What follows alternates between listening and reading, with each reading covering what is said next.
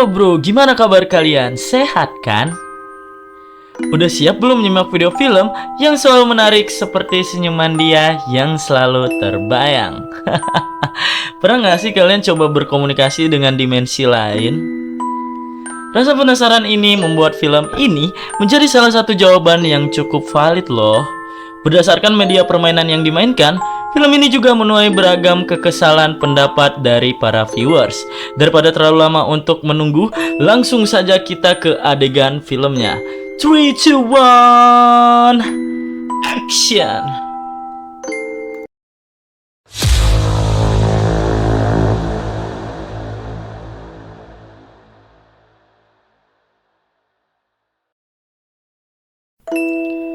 Scene diawali dengan pria yang bernama Cole.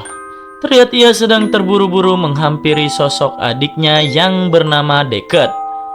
Setelah menemukan adiknya, Cole melihat adiknya kehilangan kesadarannya sendiri. Seketika dia menikam Cole dan menikam dirinya sendiri di bagian wajah hingga tewas di tengah kerumunan. Wow! Kemudian scene beralih ke wanita berkulit eksotis yang bernama Mia. Mia berusia 17 tahun sedang memperingati sosok ibu yang sudah meninggal sejak 2 tahun yang lalu. Mia tinggal bersama sang ayah, namun terlihat Mia tidak akrab oleh sang ayah, sehingga Mia merasa selama ini ada yang disembunyikan oleh ayahnya sendiri. Tidak lupa dengan Jeb. Jeb adalah sahabat dekat dari Mia dari masa ke masa. Jeb dan keluarga menganggap kalau Mia adalah bagian dari mereka. Jeb juga mempunyai adik yang ganteng seperti diriku bernama Relly. Pada saat itu mereka bertiga pergi menghampiri circle mereka yang sedang nongkrong di suatu tempat. Setibanya di sana, terlihat sosok Mia hanya diam layaknya seorang introvert yang hanya menikmati obrolan asik yang ada di sana. Daniel pun datang menemui pacarnya si Jeb, di mana ternyata si Daniel ini adalah sosok mantan dari Mia juga. Pasti kalian tidak kaget karena di negeri Konoha itu banyak banget nih yang kayak gini-gini nih. Sering terjadi di kota-kota besar. Tak berselang lama, salah satu teman mereka yang bernama Hailey langsung mengajak mereka untuk memainkan sebuah games. Games ini tentang permainan yang bisa memanggil sosok arwah yang berada di sekitar kalian. Games ini juga berguna untuk berkomunikasi dengan makhluk gaib dengan menggunakan tangan dan lilin sebagai media komunikasi dimensi tersebut. Di sini Hailey mulai bertanya siapakah sosok yang berani maju untuk membuka permainan tersebut. Tanpa diduga Mia langsung mengacungkan tangannya dan berkata ia bersedia untuk menjadi orang pertama dalam games tersebut. Setelah itu Hailey menjelaskan efek dalam memainkan permainan tersebut. Hailey menjelaskan kalau Mia harus siap tubuhnya akan dimasuki sosok arwah. Durasi yang diberikan maksimal hanya 90 detik saja. Kalau waktu yang diberi sudah lewat, dikhawatirkan sosok arwah akan melekat pada tubuh orang yang memainkannya. Peraturan permainannya pun tidak rumit, hanya dengan berjabat tangan dengan patung tangan tersebut, lalu berbicara, "Talk to me." Now say, talk to me. Talk to me.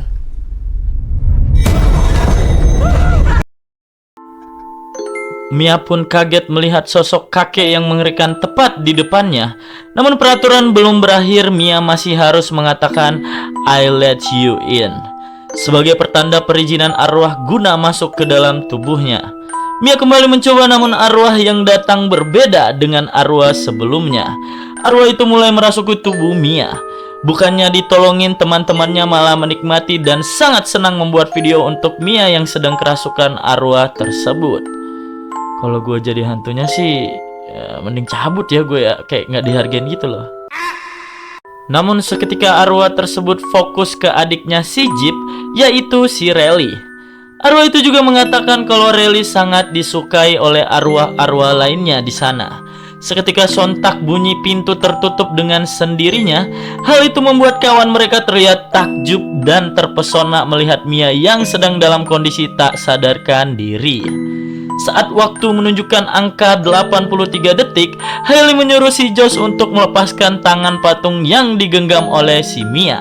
Namun sosok yang ada di tubuh Mia menolak dengan genggaman yang sangat kuat disertai omongan kalau dia sangat menyukai Riley, dan entah kenapa Riley disuruh untuk berlari dari tempat itu.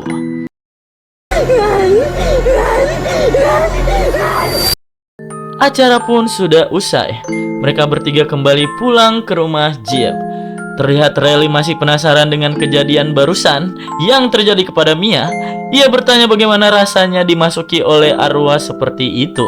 Dan Mia pun menjawab kalau rasanya sangat indah, sama seperti kita lahir kembali di dunia ini. Karena situasi nyaman, Mia juga bercerita tentang ibunya yang sudah meninggal dikarenakan obat tidur overdosis, di mana peristiwa itu selalu membuat Mia menjadi sangat sedih. Di hari berikutnya, Jeb dan Mia datang menghampiri Hailey. Di sini Jeb berkata kalau ia ingin memainkan games yang kemarin itu. Jeb juga mengatakan kalau ia mengajak Hailey karena Daniel, sang pacar, sangat penasaran akan hal tersebut. Hailey pun menyetujui dan mereka langsung menentukan tempat di nanti malam, tepatnya di kediaman Jeb. Adegan dibawa di suatu malam di mana mereka sudah berkumpul dan bersiap dalam permainan tersebut. Berbeda dengan sebelumnya, yang datang hanya beberapa saja dikarenakan ibu Jeb melarang keras untuk berpesta di tempat kediamannya itu. Dengan rasa penasaran, Daniel langsung memulai permainan itu. Daniel memulai memegang tangan dan mengucapkan kalimat "talk to me" itu. Daniel berhasil dirasuki oleh arwah tersebut, namun kali ini arwah yang memasukinya sedikit berbeda, di mana ia terlihat seperti gelisah dan seperti arwah yang sangat haus akan seks. Daniel pun mulai menjatuhkan dirinya dan menggesekkan rudalnya ke lantai tersebut. Seketika ada anjing yang menghampiri si Daniel, namun tanpa disadari Daniel langsung melakukan hal di luar Nurul, di mana anjing tersebut langsung dilecehkan olehnya. Sontak semuanya tertawa dan merasa sangat jijik karena sayang sama pacarnya. Jeb langsung mengambil patung dan langsung mematikan lilinnya itu. Namun tragisnya Hailey berhasil merekamnya, sehingga itu membuat Daniel marah dan reaksi Hailey yang terus tertawa melihat video tersebut. Melihat mereka semua seru dalam permainan, Riley juga ingin merasakan permainan yang dimainkan oleh mereka. Namun karena di sana ada kakaknya si Jeb, ia dilarang melakukan permainan seperti ini dikarenakan Riley masih kecil dan masih belum pantas ikut serta dalam permainan hal ini. Namun Riley bersikeras sehingga membuat mereka berdebat dan pada akhirnya Jeb memilih untuk meninggalkan ruangannya itu. Kemudian Mia menawarkan Riley guna membuat dia tenang, namun ia diizinkan bermain dengan satu syarat, yaitu ia hanya boleh main dengan waktu 50 detik saja. Hal itu membuat Riley kembali bersemangat dan senang atas keputusan dari Mia barusan. Riley pun memainkan peranannya dalam game tersebut. Namun tak disangka Riley dimasuki oleh arwah sang ibu dari Mia.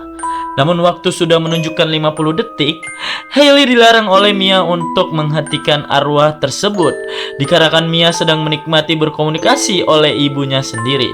Karena kenyamanan si Mia, ia telah melakukan hal yang tidak seharusnya dilakukan sehingga waktu menunjukkan 2 menit.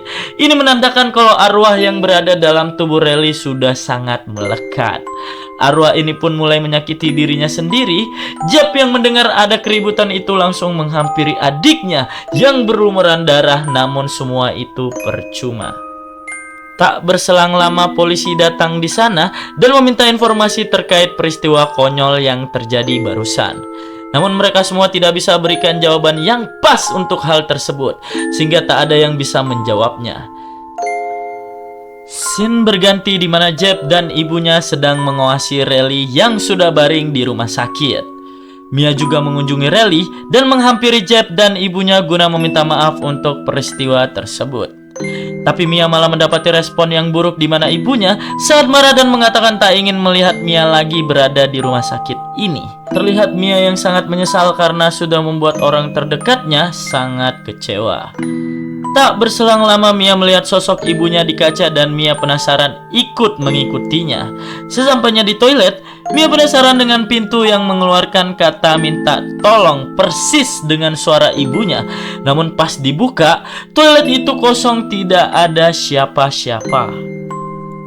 Di tengah kesedihannya, Daniel menghampiri Mia dan mengantarkannya pulang guna membuat Mia sedikit tenang dari keterpurukannya. Sampai di rumah, Daniel langsung memberikan pandangan terhadap arwah yang memasuki Rally. Ia mengatakan kalau arwah yang memasuki Rally bukanlah ibunya, melainkan arwah yang jahat, bertujuan untuk hinggap di badan Rally dan hanya memanfaatkan isi hati manusia di sana. Namun di sini Mia masih bersikeras kalau arwah itu adalah ibunya, dan ia juga masih merindukan sosok ibunya yang baru saja meninggal dunia. Pada saat mereka tertidur, Mia terbangun kaget melihat ada arwah tanpa busana menjilati kaki Daniel, yang membuat Mia memutuskan untuk berteriak histeris. Mia terus berteriak untuk membangunkan si Daniel, namun pada saat Daniel terbangun, ia mendapati Mia telah menjilati kakinya tersebut, yang berarti sosok arwah itu adalah dirinya sendiri. Hal itu membuat Daniel ketakutan dan langsung pergi meninggalkan Mia sendiri. Selanjutnya, scene berganti memperlihatkan Jeep yang sedang memandikan Rally di kamar mandi. Namun tiba-tiba Rally kambuh menyerang Jeep dan menyakiti dirinya sendiri lagi. Dikarenakan kekhawatiran sudah memuncak, mereka langsung berkumpul untuk berdiskusi terkait masalah yang dijalani Rally. Di sini Mia tiba-tiba berbicara kalau belakangan ini dia sering bertemu ibunya dan disusul dengan Hailey yang membicarakan tentang Deckard, orang yang membunuh kakaknya di awal scene tadi. Faktanya patung tangan yang dia mainkan itu adalah peninggalan si Deckard. Dan lucunya, Deckard pernah bercerita kalau ia sering mengalami hal-hal aneh sejak memainkan game tersebut. Ia juga terkena penyakit gangguan mental, menusuk wajahnya sendiri. Mereka pun merencanakan untuk bertemu dengan Cole guna mendapati jawaban dari insiden tersebut. Adegan film menunjukkan Cole dan mereka sudah bertemu. Lalu mereka langsung menanyakan tentang peristiwa si Deckard. Namun mereka malah mendapati respon yang sangat buruk karena si Cole tidak ingin mengingat kejadian memalukan itu lagi. Cole juga sempat memarahi Josh dan Hailey, di mana mereka berdua yang sering mengajak Deckard memainkan games aneh ini, yang mengakibatkan Cole kehilangan saudaranya sendiri. Sudah tidak ada pilihan lagi, Mia terpaksa mengatakan kalau Rally harus memainkan kembali games itu, karena cuman itu satu-satunya cara agar bisa menyelesaikan masalah yang dialami oleh si Rally. Awalnya Jeb menolak ide Mia yang refleks itu, namun tidak ada salahnya jika mereka mencobanya kembali. Kemudian mereka kembali ke rumah sakit dan menempelkan tangan Rally ke patung permainan itu. Namun tidak ada respon dari sosok Rally yang masih tidak sadarkan diri. Lalu Mia berinisiatif untuk memainkan sendiri agar ia bisa melihat berapa banyak arwah yang menempelkan diri ke tubuh si Rally. Seketika kita diperlihatkan oleh arwah yang imut dan gelis. Mia langsung menanyakan di mana keberadaan Rally sebenarnya ke anak itu. Tiba-tiba anak itu membawa Mia ke suatu dimensi lain, dan seketika Mia melihat Rally yang sedang ditahan oleh beberapa arwah yang cukup seram dan jahat. Mia pun tersadar dan berita buruk datang dari Mia. Mia berkata kalau di sana Rally ditahan dan disiksa oleh banyak roh jahat di sekitarnya. Mia juga mengatakan kalau mereka tak akan berhenti sampai Rally tersadar kembali ke dunia nyata. Lalu kemudian Mia kembali ke rumah dan bertemu dengan sang ayah. Di sini sang ayah bercerita tentang sosok ibunya yang ternyata meninggal karena membunuh dirinya sendiri melalui surat peninggalan yang disembunyikan oleh sang ayah. Di dalam surat ini bermaksud untuk memberitahu kalau ia sengaja melakukan bunuh diri dengan cara meminum obat-obatan sampai overdosis. Ia juga mengatakan kalau ia sudah cukup merepotkan Mia dan sang ayah sehingga ia memutuskan mengakhiri hidupnya sendiri. Inilah alasan sang ayah tidak mau memberitahukan si Mia tentang fakta kejadian ini. Karena sang ayah tidak mau Mia tersedih karena alasan menyedihkan seperti ini. Namun tiba-tiba Mia melihat bayangan ibunya di kaca dan berkata kalau sang ayah telah berbohong kepadanya. Di saat Mia telah sampai di kamarnya, ibunya berusaha memberitahu Mia mengatakan kalau pria yang tadi adalah arwah jahat yang ingin menyakiti dirinya. Mia pun merasa takut digedor dengan pria menyerupai seperti ayahnya. Namun di sisi lain ayahnya sedang santai duduk di ruangan rumahnya. Ibunya juga memberitahu Mia kalau keberadaan Riley sekarang memburuk karena disiksa dan jalan terbaik untuk menyelamatkan si Riley adalah membunuhnya agar dia bisa terbebas dari arwah-arwah jahat tersebut. Seketika ayah palsu berhasil memasuki pintu tersebut dan langsung mencoba menyakiti si Mia. Sang ayah mendengar suara Mia yang sedang tersakiti langsung menghampiri si Mia. Mia yang sudah tercekik langsung mengambil benda tajam dan secara serentak Mia berhasil menusuk sosok sang ayah asli. Dengan dugaan itu arwah yang mencoba menyakitinya tadi. Lalu kemudian Mia menelpon Jeb, menyuruhnya datang ke rumah untuk memberitahu kalau Mia punya sesuatu guna menyelamatkan Riley dari hal tersebut. Namun kenyataannya ia berbohong. Di sana ia sudah menunggu di parkiran lalu ia masuk ke dalam ruangan Riley untuk menghabisi nyawa anak kecil yang malang itu. Tapi semua terhenti karena seketika ibu Jeb hadir di sana. Di sana ibunya meminta maaf atas omongan dan prasangka yang sudah dia berikan ke Mia. Ia juga percaya kalau Mia tidak mungkin tega menyakiti Riley begitu saja. Di sisi lain Jeb sudah sampai di kediaman Mia. Bukannya bertemu dengan si Mia, Jeb malah melihat sang ayah Mia yang sudah tewas berlumuran darah di kamar tersebut. Dengan cepat Jeb menelpon ibunya agar menjaga Riley dari si Mia. Namun ketika ibunya buru-buru melihat ke kamar Riley, Mia pun sudah tidak di situ lagi bersama si Riley. Terlihat Jeb yang sudah sampai di rumah sakit dengan terburu-buru tak sengaja melihat Mia membawa Riley di suatu kursi roda. Ia langsung berlari dengan cepat mengejarnya. Terlihat Mia yang akan membunuh Riley dengan cara mendorongnya agar terlepas dari penderitaannya. Arwah jahat pun mulai mengganggu Mia, termasuk ibunya sendiri yang berada di sana. Lalu kemudian terjadi suatu kecelakaan dan yang kita lihat tergeletak di jalan bukanlah si Riley, melainkan si Mia. Terlihat si Mia menyadarkan diri di sana juga ia menuju ke rumah sakit dan melihat Riley sudah sembuh dan sudah bisa kembali pulang dari rumah sakit tersebut. Namun sangat aneh ketika kondisi dia yang berlumuran darah tidak menjadi pusat perhatian sekitarnya. Ternyata memang benar, ia juga melihat cermin tidak nampak dari sosok dirinya di suatu cermin tersebut. Lalu kemudian ia melihat sosok ayahnya yang sedang menuju ke suatu lift rumah sakit. Ia pun mengejarnya dan tiba-tiba lampu padam dan keadaan menjadi gelap. Lalu di kejauhan Mia melihat ada sebuah tangan dan lilin yang membuat ia penasaran untuk menghampirinya. Lalu ketika ia memegang tangan tersebut, ia melihat ada beberapa orang yang memainkan game seperti yang ia mainkan sebelumnya. Dan film pun tamat. Ya, itu tadi sebuah film yang mempunyai cerita yang cukup menarik. Film ini mempunyai pesan penting dalam pertemanan.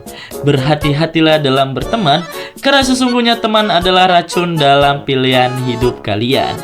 Tapi alangkah menariknya kalau kalian like dan subscribe channel ini, biar aku makin semangat untuk ngontennya lagi. Terima kasih semua yang sudah nonton channel ini. Sampai jumpa di lain waktu. Salam sehat. Assalamualaikum.